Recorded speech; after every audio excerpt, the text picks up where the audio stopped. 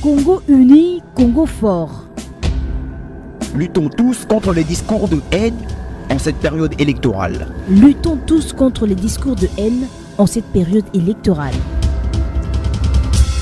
Actualité.cd. Restez en contact permanent avec l'actualité.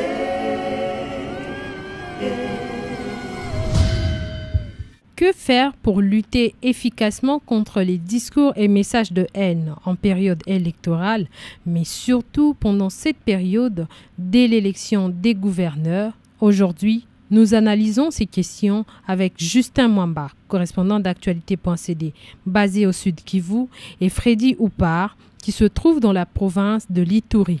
Bonjour cher Justin, vous êtes basé à Bukavu. Que proposez-vous au gouvernement de la RDC pour lutter efficacement contre les discours et messages de haine qui entourent l'élection des gouverneurs, mais aussi à tous les acteurs de la société civile? À présent, pour lutter efficacement contre ces discours, il faut des campagnes de sensibilisation, des vraies campagnes contre le discours de haine et des messages. Il faut briser cette façon de colonialisme. Il faut sanctionner également sévèrement ceux qui sont auteurs de ces discours, multiplier les émissions, les rencontres pour que les gens soient au courant vraiment des inconvénients de ces discours de haine et surtout lutter contre l'impunité. Tout auteur de ces discours qu'il soit traqué et ça va permettre à ce que ça diminue et que les messages soient déjà là, que la population soit au courant, qu'on insère des cours à l'école primaire, maternelle, pour éviter ce genre de discours, ce genre de messages et que ça soit une éducation, même dans les églises, qu'il y ait des programmes spéciaux pour parler de ces discours de haine et réprimander sévèrement ceux qui font ça.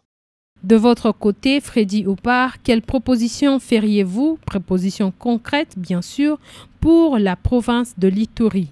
Ces derniers temps, les médias sociaux sont devenus presque un véritable moteur de diffusion des discours de haine à une vitesse sans précédent. À mon avis, pour lutter efficacement contre ces discours au cours des 5 prochaines années, il va falloir une campagne éducative sur comment ne pas passer des discours de haine, mais de paix. Garantir le respect de l'homme et de l'état des droits dans la lutte contre les discours haineux et appliquer la norme afin que ce message ne passe dans le média et aussi le CESAC doit vraiment jouer son rôle.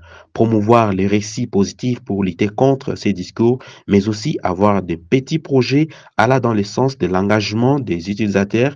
Et afin, je pense, il faut aussi garantir les responsabilités et le renforcement des mécanismes judiciaires et un contrôle permanent, mais aussi appliquer la loi du numérique, mais aussi faire une campagne de vulgarisation de cette loi.